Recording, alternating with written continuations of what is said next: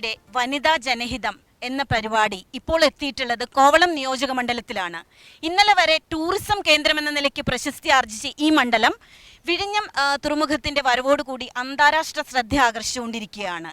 അതിനുശേഷം നടക്കുന്ന ആദ്യത്തെ തെരഞ്ഞെടുപ്പിൽ രണ്ടാമതായി ജനവിധി തേടാനെത്തുന്നത് ശ്രീമതി ജമീല പ്രകാശം MLA ആണ്. ജമീല പ്രകാശം MLA ഇപ്പോൾ നമ്മളോടൊപ്പം ഉണ്ട്. കൂടുതൽ വിവരങ്ങൾ ചോദിച്ചറിയാം.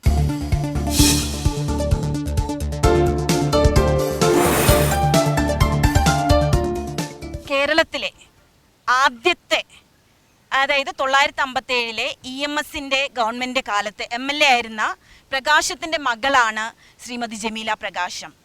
അതുപോലെ തന്നെ മുൻ മന്ത്രിയായിരുന്ന ശ്രീ നീലലോഹിതദാസ് നാടാരുടെ പത്നിയുമാണ്. വിദ്യാഭ്യാസ കാലഘട്ടത്തിലൊക്കെ തന്നെ പ്രവർത്തനങ്ങൾ ഉണ്ടായിരുന്നു, വിദ്യാർത്ഥി പ്രവർത്തനങ്ങൾ ഉണ്ടായിരുന്നു. അതിനുശേഷം ആ അവസ്ഥയിൽ യൂണിവേഴ്സിറ്റി യൂണിയൻ്റെ വൈസ് ചെയർപേഴ്സണൊക്കെ ആയിട്ട് പ്രവർത്തിച്ചിട്ടുണ്ട്. പക്ഷെ പിന്നീട് കുറച്ച് നാൾ രാഷ്ട്രീയത്തിൽ നിന്ന് മാറി നിന്നോ എന്ന് പറയാൻ കഴിയില്ല, കാരണം ആ കുടുംബ പശ്ചാത്തലം തന്നെ അങ്ങനെയാണ്. അപ്പോൾ ചെറുപ്പത്തിലേ തന്നെ രാഷ്ട്രീയത്താൽ തന്നെ ചുറ്റപ്പെട്ട് വളർന്ന ഒരു സാഹചര്യമാണ്. അതിനെക്കുറിച്ചൊന്ന് പറയാം. ഞാൻ ജനിച്ചത് 1957 അതായത് ലോകത്തിൽ ആദ്യമായിട്ടൊരു കമ്മ്യൂണിസ്റ്റ് മന്ത്രിസഭ നമ്മുടെ ഈ കൊച്ചു കേരളത്തിൽ ബാലറ്റ് ബോക്സിൽ കൂടി അധികാരത്തിൽ വന്നതിന് ശേഷം. ഞാൻ ജനിക്കുന്നതിന് കുറച്ച് മാസങ്ങൾക്ക് മുമ്പ് അൾജീരിയയിൽ ഒരു വലിയ സമരം കടുത്ത് നടക്കുകയാണ്. അവിടുത്തെ ഫ്രഞ്ച് കൊളോണിയലിസ്റ്റ് ഭരണാധികാരികൾക്കെതിരെ ആ നാട്ടുകാർ സഹികെട്ട് നടത്തുന്ന സമരം. അപ്പോൾ അൾജീരിയയുടെ തലസ്ഥാനമായിട്ടുള്ള അൾജിയേഴ്സിൽ വളരെ മിടുമിടുക്കിയായിട്ടുള്ള ഒരു യുവതി, 22 വയസ്സേ ഉള്ളൂ, അവരായിരുന്നു ആ സമരങ്ങളിൽ ഒരുപാട് പ്രക്ഷോഭങ്ങൾക്ക് നേതൃത്വം കൊടുത്തുകൊണ്ടിരുന്നത്. അവരുടെ പേര് ജമീല ബോറിയഡ് എന്നായിരുന്നു. എൻ്റെ അമ്മയുടെ അതേ പ്രായമാണ് ജമീല ബോറിയഡിന്. അപ്പോൾ എൻ്റെ അമ്മ 22 വയസ്സുകാരിയായിരുന്ന എൻ്റെ അമ്മ ദിവസവും പത്രം എടുത്തും റേഡിയോയിൽ കൂടിയും ഈ കാര്യങ്ങൾ വായിച്ചുകൊണ്ടിരിക്കും. ഫ്രഞ്ച് ഭരണാധികാരികൾ ഇവരെ പിടികൂടിയിട്ട് ഇവർക്ക് കൊടുത്ത ശിക്ഷ അവരുടെ കോടാലി കൊണ്ട് ഇവരുടെ കഴുത്ത് വെട്ടുക എന്നുള്ളതാണ്. അപ്പോൾ അതിനെതിരായിട്ട് അന്നത്തെ കാലത്ത് ഇന്നത്തെ പോലെ റേഡിയോയും വയർലെസ്സും കമ്പ്യൂട്ടറും ഒന്നും അതൊക്കെ അതിൻ്റെ ബാല്യദശയിലായിരിക്കുന്ന സമയത്ത് പോലും ലോകത്തെമ്പാടും സംസ്കാരവും ജനാധിപത്യവും ഉള്ള രാജ്യങ്ങളിൽ ഇതിനെതിരെ ഒരു വലിയ പ്രക്ഷോഭം ഉയർന്നു വന്നു. അതിന് നേതൃത്വം കൊടുത്തത് ബുദ്ധിജീവികളും മനുഷ്യസ്നേഹികളുമായിട്ടുള്ള ഫ്രഞ്ചുകാർ തന്നെയാണ്. ഒരു ഫ്രഞ്ച് അഡ്വക്കേറ്റ്, ഒരു അറ്റോർണി തന്നെ ഇതിന് നേതൃത്വം കൊടുത്തുകൊണ്ട് മുന്നോട്ട് വന്നു.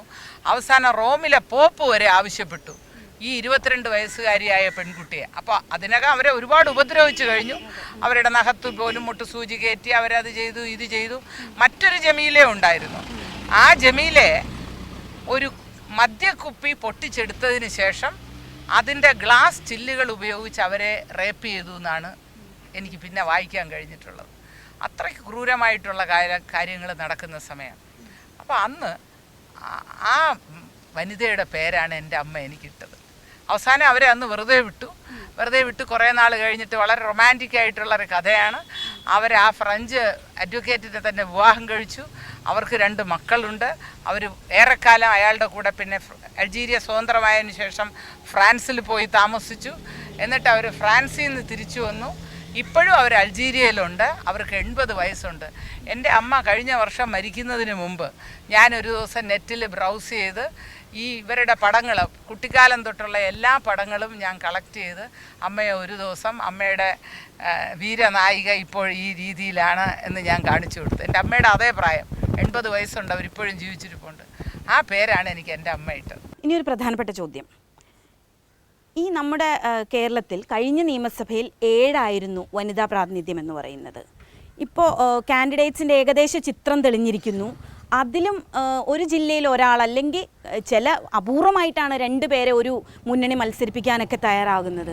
എന്തുകൊണ്ടാണ് കേരളത്തിൻ്റെ ബഹുഭൂരിപക്ഷം വരുന്ന സ്ത്രീകൾ ഈ നിയമനിർമ്മാണ സഭകളിൽ നിന്ന് മാറ്റി നിർത്തപ്പെടുന്നതാണോ, അതോ അവർ വേണ്ട വിധത്തിൽ കടന്നു വരാത്തതാണോ? എന്താണ് തടസ്സം? അതിന് രാഷ്ട്രീയ പാർട്ടികൾ മാത്രമായിട്ട് ഉത്തരവാദിത്വം എടുക്കണം എന്ന് പറയുന്നത് ശരിയല്ല.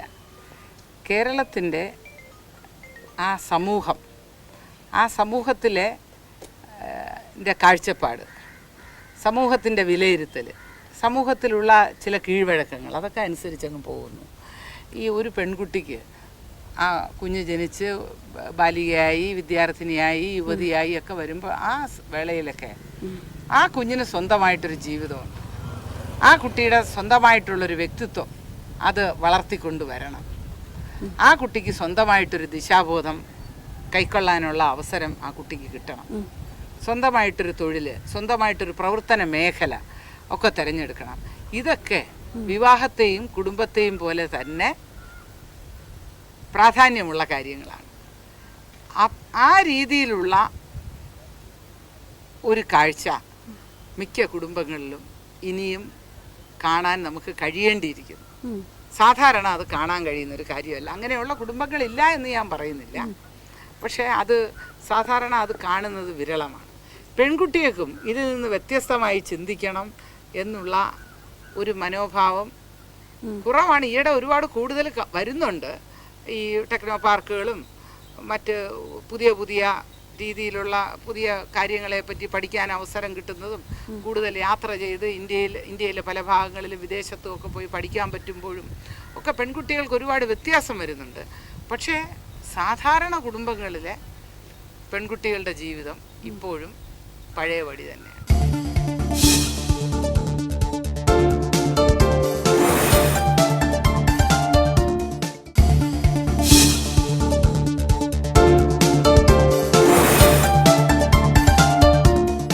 കേരളത്തിന് ഒരു വനിതാ മുഖ്യമന്ത്രി വേണ്ടേ എന്ന ചോദ്യമുയർത്തി ജീവൻ TV സംഘടിപ്പിക്കുന്ന വനിതാ ജനഹിതം ഇപ്പോൾ മഹിളാ കോൺഗ്രസിന്റെ സംസ്ഥാന അധ്യക്ഷയും ദേശീയ ഉപാധ്യക്ഷയുമായിട്ടുള്ള ബിന്ദു കൃഷ്ണയ്ക്കൊപ്പം ചേരുന്നു. ശ്രീമതി ബിന്ദു കൃഷ്ണ, കേരളത്തിലെ തെരഞ്ഞെടുപ്പിന്റെ ചിത്രം ഏതാണ്ട് വ്യക്തമാവുകയാണ്. ഇങ്ങനെ മതിയോ സ്ത്രീ പ്രാതിനിധ്യം? സ്ത്രീ പ്രാതിനിധ്യം കേരളത്തിലെ 2016 നടക്കുന്ന 14ാം കേരള നിയമസഭയിലേക്കുള്ള തെരഞ്ഞെടുപ്പിൽ വളരെ കുറഞ്ഞുപോയി. നമ്മൾ സ്ത്രീ ശാക്തീകരണത്തെക്കുറിച്ച് വാതോരാതെ സംസാരിക്കും. എന്നെയൊക്കെ അത്ഭുതപ്പെടുത്തിയിട്ടുണ്ട്.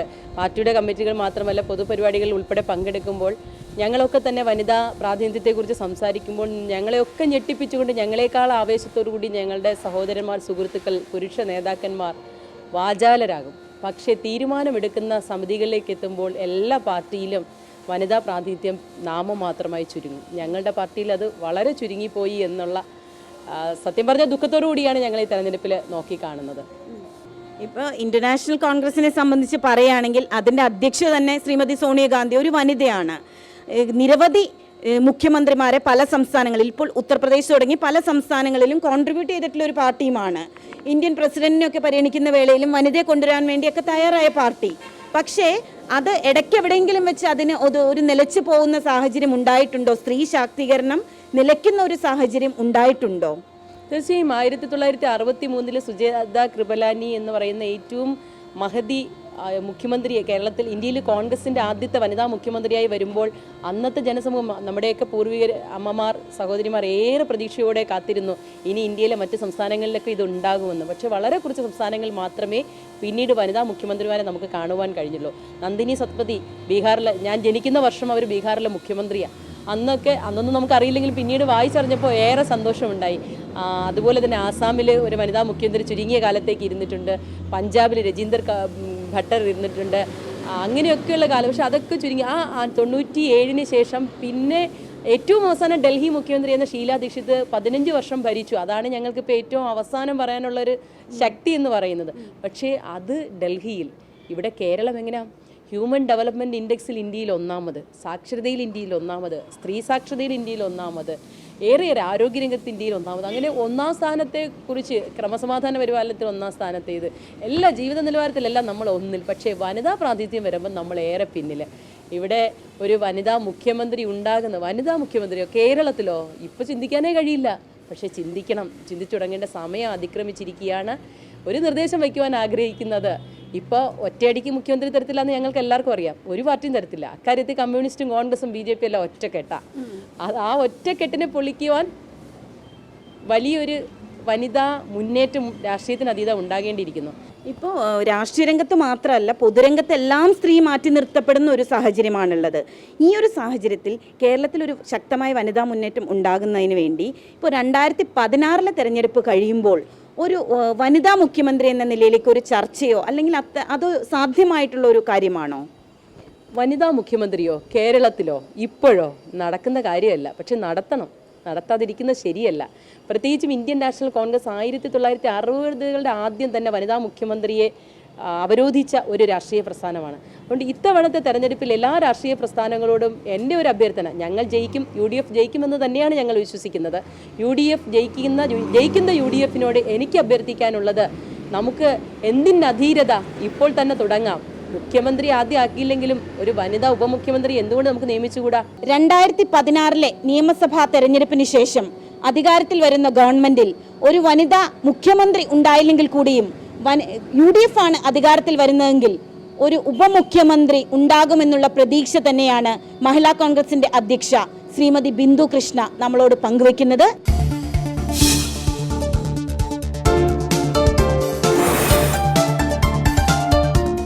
കേരളീയ സമൂഹത്തിലെ സ്ത്രീകളെ ബാധിക്കുന്ന ഒരുപാട് പ്രശ്നങ്ങളുണ്ട്. അപ്പോൾ ആ പ്രശ്നങ്ങൾ നമ്മുടെ ദൈനംദിന ജീവിതത്തെ തന്നെ ബാധിച്ചുകൊണ്ടിരിക്കുന്ന കാര്യങ്ങൾ നിങ്ങളുടെ അഭിപ്രായത്തിൽ എന്തൊക്കെയാണ്?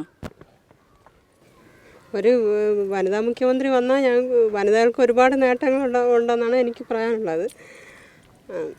എന്തോന്ന് ഒരു മാറ്റം എന്തായാലും ആവശ്യമാണ്, ഇല്ലേ? എന്തായാലും ഒരു സ്ത്രീ സമൂഹത്തിന് ഒരു മാറ്റം ആവശ്യമാണ്. അതുകൊണ്ട് ഒരു വനിതാ മുഖ്യമന്ത്രി വരണമെന്ന് ഞാൻ പറയണുണ്ട്. ബാക്കിയുള്ളവരുടെ അഭിപ്രായം എനിക്കറിയില്ല.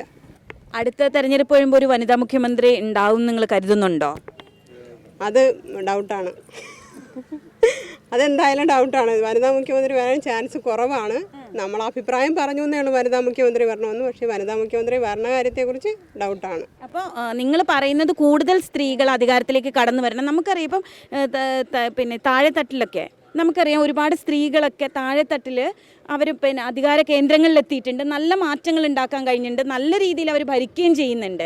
പക്ഷേ ഇപ്പോൾ നിയമസഭയിലേക്ക് നോക്കുകയാണെങ്കിൽ കഴിഞ്ഞ നിയമസഭയിൽ 7 പേര് മാത്രമാണ് വനിതാ MLA മാർ, അതിൽ തന്നെ ഒരേ ഒരു മന്ത്രി, അങ്ങനെയാണ് പോകുന്നത്. അപ്പോൾ ഇതിനൊക്കെ ഒരു മാറ്റം വരണ്ടേ?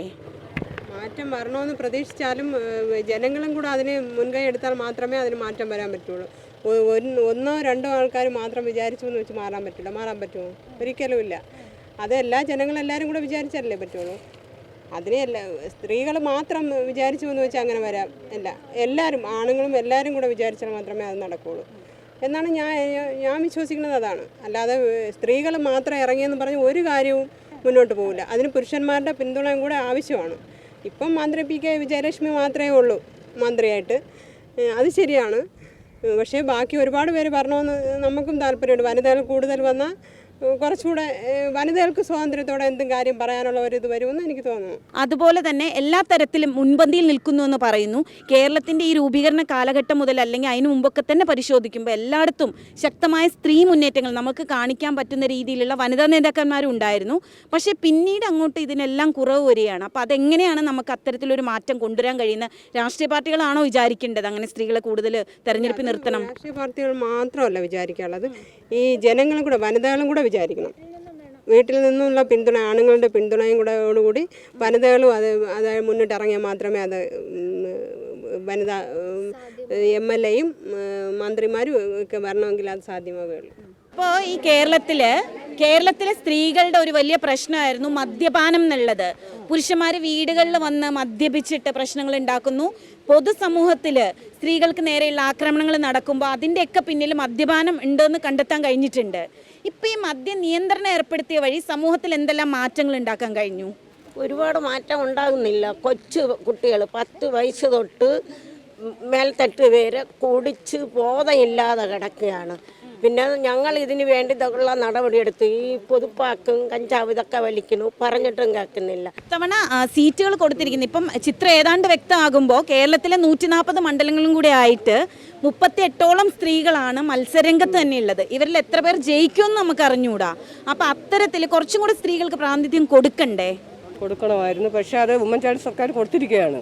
അല്ല, ഞാൻ ഉമ്മൻചാണ്ടി സർക്കാരിനെയോ കോൺഗ്രസിനെയോ UDFനെയോ അല്ല പറയുന്നത്, മൊത്തത്തിൽ എല്ലാ രാഷ്ട്രീയ പാർട്ടികളെയും മൊത്തത്തിൽ കൊടുത്തിരിക്കുന്നു. പക്ഷേ എന്താണെന്നാൽ ഈ സർക്കാരിൻ്റെ സമയത്ത് കുറച്ച് സ്ത്രീകൾ അധികാരത്തിൽ വരുമെന്ന് പ്രതീക്ഷിക്കുന്നു. പിന്നെ ജനങ്ങളല്ലേ വോട്ട് ചെയ്യേണ്ടത്. എന്തായിരുന്നാലും ഒരു സ്ത്രീ മുഖ്യമന്ത്രി ആകണം. എന്തുകൊണ്ടെന്ന് പറഞ്ഞാൽ ഞങ്ങൾ പെണ്ണുങ്ങൾ പോയി അയാളെടുത്ത് തന്നെ ഞങ്ങൾ ആവശ്യങ്ങൾ പറയും, അയാൾ ഞങ്ങൾക്ക് നേടിത്തരും. ഒരാണുങ്ങളടുത്ത് പോകാൻ പറ്റത്തില്ലല്ലോ, കൊണ്ടുപോകില്ല. സ്ത്രീ ആയിരുന്ന സ്ത്രീകളുടെ വേദനകൾ അയാൾക്കറിയാം ആ മുഖ്യമന്ത്രി. സ്ത്രീകൾ കൂടുതലായിട്ട് രാഷ്ട്രീയത്തിലേക്ക് കടന്നു വരണ്ടേ? അങ്ങനെ വരണമെങ്കിൽ കേരളത്തിലെ നിയമസഭകൾ ഉൾപ്പെടെ പ്രാതിനിധ്യം കൂടണ്ടേ? പ്രാതിനിധ്യം കൂടണം, കഴിവുള്ള സ്ത്രീകൾ വരണം.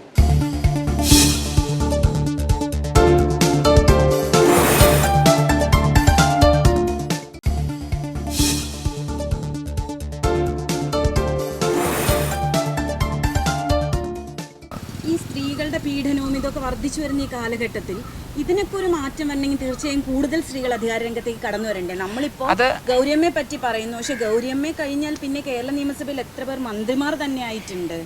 കൂടുതൽ പൊതുരംഗത്തേക്ക് കടന്നു വരണമെന്ന് മാത്രമല്ല, പോലീസിലും നിയമനിർമ്മാണ സഭകളിലും സ്ത്രീകളുടെ എണ്ണം കൂടണം. ഇപ്പം കഴിഞ്ഞ ദിവസം ഞാൻ ഞെട്ടിപ്പോയ ഒരു കാര്യമുണ്ട്. ഞാൻ MLA ആയ സമയത്ത് ഒരു വനിതാ പോലീസ് ഇൻസ്പെക്ടർമാരുടെയോ കോൺസ്റ്റബിൾമാരുടെയോ മറ്റോ ഒരു ഓൾ ഇന്ത്യ സമ്മേളനം ഇവിടെ വെച്ച് നടന്നു. അപ്പോൾ അതിൽ അധ്യക്ഷം വഹിക്കാനുള്ള ഭാഗ്യം എനിക്കുണ്ട്, അവസരം എനിക്ക് കിട്ടി. ഞാൻ അവിടെ ചെന്നപ്പോഴാണ് അറിയുന്നത് 50,000-നും 55,000-നും ഇടയ്ക്ക് പോലീസ് ഫോഴ്സിൽ അംഗങ്ങളുണ്ട്. പക്ഷെ അതിൽ അന്ന് വനിതാ പോലീസുകാരികളുടെ എണ്ണം വെറും 2458. ഞാൻ ഞെട്ടിപ്പോയ ഒരു കാര്യമാണ്. അപ്പോഴാണ് അതൊരു വലിയ ഗുരുതരമായിട്ടുള്ള ഒരവസ്ഥ തന്നെയാണ്. ഈ ജെൻഡർ ബാലൻസ് പോലീസിലും അതുപോലെ തന്നെ വരണം. അതുകൊണ്ടാണ് നമ്മുടെ KR മീര ആരാച്ചാരം എന്ന് പറഞ്ഞൊരു പുസ്തകം എഴുതിയപ്പോൾ അതിന് ഇത്രത്തോളം വിമർശകരും ഇത്രത്തോളം ആസ്വാദകരും ഉണ്ടായത്. ആദ്യമായിട്ടൊരു സ്ത്രീയുടെ കയ്യിലേക്ക് പരമമായത് ജീവൻ കൊടുക്കാനുള്ള അധികാരം മാത്രമല്ല, ജീവൻ എടുക്കാനുള്ള അധികാരം കൊടുക്കുന്നു. അതുപോലെ തന്നെ നിയമം പാലിക്കപ്പെടണം. ഇപ്പം എപ്പോഴും നിയമങ്ങൾ പാലിക്കേണ്ടവളാണ് സ്ത്രീ, പക്ഷേ പാലിപ്പിക്കുന്നവളായാലോ? പോലീസിലോ നിയമനിർമ്മാണ സഭയിലും കുറഞ്ഞത് 25% വനിതാ പ്രാതിനിധ്യം അടുത്ത 5 വർഷത്തിനുള്ളിൽ വരണം. അപ്പോൾ മാത്രമേ സ്ത്രീകളോടുള്ള ഈ ഒരു ചരിത്ര കാരണങ്ങൾ ഒരുപാടുണ്ട്, പണ്ടേ ഉള്ള ആ ഒരു അവജ്ഞയുള്ള ഒരു മനോഭാവം. അതുപോലെ തന്നെ ഈ സ്ത്രീകളെ ശാരീരികമായിട്ട് ആക്രമിച്ച് കീഴടക്കാൻ പറ്റും, ശാരീരികമായിട്ട് അവർ അടിമകളായിട്ടിരിക്കണം, ശാരീരികക്ഷമത കുറഞ്ഞു അല്ലെങ്കിൽ ശരീരത്തിന് ശക്തി കുറഞ്ഞു എന്നുള്ളത് കൊണ്ട് സ്ത്രീ ഒരിക്കലും ഒരു മനുഷ്യജീവി അല്ലാതെ ആവുന്നില്ല.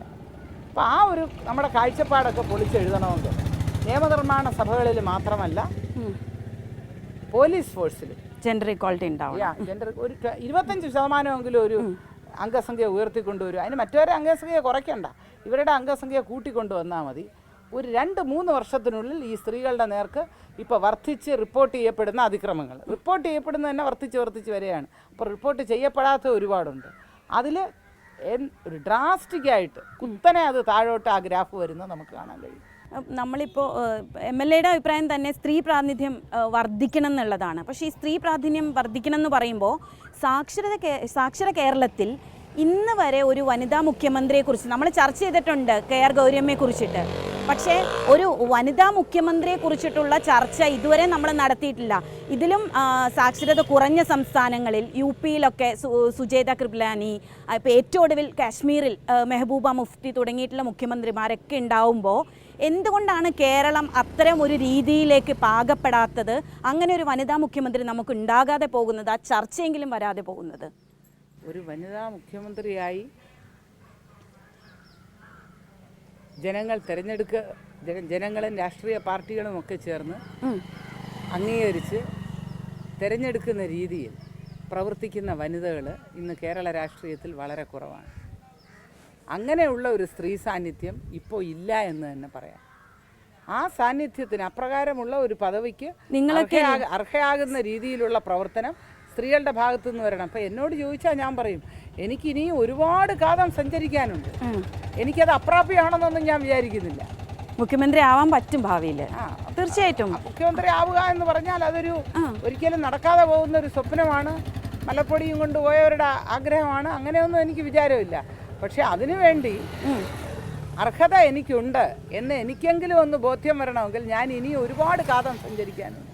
അപ്പോൾ എന്താണ് കേരളത്തിൽ ഒരു വനിതാ ഉപമുഖ്യമന്ത്രി, അടുത്ത തവണ നമുക്ക് ഒരു വനിതാ ഉപമുഖ്യമന്ത്രിയെ കൊണ്ടുവരുന്നതിനെ കുറിച്ച് ഒരു ആലോചന നടത്തിക്കൂടെ? അലങ്കാരമായിട്ട് ഒരു ഉപമുഖ്യമന്ത്രി സ്ഥാനം വനിതയ്ക്ക് കൊടുക്കേണ്ട കാര്യമില്ല. അതിന് അർഹതയുള്ളവരാരെങ്കിലും ഉണ്ടെങ്കിൽ മുഖ്യമന്ത്രി തന്നെ ആകണം. ഗൗരിയമ്മയും സുശീലാ ഗോപാലിനും മാറി നിന്നതിന് ശേഷം അത്ര ചലഞ്ചിങ് ആയിട്ട് ഏതെങ്കിലും ഒരു വകുപ്പ് കൈയാളിയുടെ ആരുണ്ട്? വനിതകൾ ആരുണ്ട്? ആരുമില്ല. നമ്മളിപ്പോൾ ഈ നമ്മൾ തദ്ദേശത്തിലൊക്കെ തദ്ദേശ സ്വയംഭരണ സ്ഥാപനങ്ങളിലൊക്കെ നമ്മൾ വീട്ടിലിപ്പം വെറുതെ വീട്ടമ്മമാരായിട്ട് കഴിഞ്ഞിരുന്ന സ്ത്രീകളെ കൊണ്ടുവന്ന് കഴിഞ്ഞപ്പോൾ അവർ നല്ല രീതിയിൽ കഴിവ് തെളിയിച്ചു. അങ്ങനെ ഒരു കഴിവ് തെളിയിക്കാൻ അവസരങ്ങൾ സ്ത്രീകൾക്ക് പൊതുവെ കിട്ടുന്നുണ്ടോ? അവസരം എപ്പോഴും കിട്ടിയെന്ന് വരില്ല. നമ്മളെപ്പോഴും അവസരത്തിന് അർഹരായിട്ടിരിക്കുക. അപ്പോൾ സ്ത്രീ ഒരു പ്രിപ്പറേഷൻ എപ്പോഴും വേണം, തയ്യാറെടുപ്പ് എപ്പോഴും വേണം. ഈ അവസരം കിട്ടുക എന്നൊക്കെ പറയുന്ന ഒരു ഭാഗ്യമാണ്, അല്ലെങ്കിൽ അതൊരു വിധിയാണ്. അപ്പോൾ ആ തയ്യാറെടുപ്പ് എപ്പോഴുണ്ടോ, തയ്യാറെടുപ്പ് അവസരവുമായിട്ട് കൂട്ടിമുട്ടുമ്പോഴാണ് ഭാഗ്യം ഉണ്ടായി എന്ന് പറയുന്നത്. Luck is what happens when preparation meats opportunity. ഇത് ഞാൻ എവിടെയാണ് കണ്ടതെന്ന് ചോദിച്ചാൽ നമ്മുടെ പാങ്ങോട് പട്ടാള ക്യാമ്പിനകത്തൂടെ സഞ്ചരിക്കുമ്പോൾ വഴിയരിയിൽ വെച്ചിട്ടുള്ളൊരു ബോർഡാണ്. Luck is what happens when preparation meats opportunity. അപ്പോൾ എപ്പോഴും പ്രിപ്പയർഡ് ആയിരിക്കണം. ജീനിയസിനെ പറ്റി തന്നെ പറയുന്നത് കേട്ടിട്ടില്ലേ? 99% പെർസ്പിറേഷനും 1% മാത്രമാണ് ഇൻസ്പിറേഷൻ. അപ്പോൾ ഒരു വിദൂര ഭാവിയിൽ ഒരു വനിതാ മുഖ്യമന്ത്രിയൊക്കെ ഉണ്ടാകും എന്നുള്ള പ്രതീക്ഷ തന്നെയാണ് MLA അല്ലേ? വിദൂര ഭാവിയൊന്നും ആക്കണ്ട, അടുത്ത് തന്നെ ഉണ്ടാവും. അടുത്ത 5 വർഷത്തിനുള്ളൊരു വനിതാ മുഖ്യമന്ത്രിക്ക് ഇവിടെ വരാം. അല്ലാതെ ഉപമുഖ്യമന്ത്രി വനിതയായിരിക്കണം എന്ന് പറഞ്ഞുകൊണ്ട് ഒരു വനിതയെ അവിടെ അവരോധിച്ചാൽ, കണ്ടെത്തി നമ്മൾ അവിടെ അവരോധിച്ചാൽ, അതുകൊണ്ട് മാത്രം നിങ്ങളെ ഞാനും ഇപ്പോൾ സംസാരിച്ചു കൊണ്ടുവന്ന രീതിയിലുള്ള ഒരു ഇമ്പാക്റ്റ് ഉണ്ടാകാൻ പോകുന്നു. എനിക്ക് അലങ്കാരങ്ങളിൽ വിശ്വാസം. ഏറെ തിരക്കുകൾക്കിടയിലാണ് ശ്രീമതി ജമീല പ്രകാശം MLA നമ്മളിപ്പോൾ ഇവിടെ കണ്ടുമുട്ടിയത്. ഈ തെരഞ്ഞെടുപ്പിൻ്റെ ഗോധയിൽ നിൽക്കുന്ന ജമീല ചേച്ചിക്ക് എല്ലാവിധ വിജയാശംസകളും.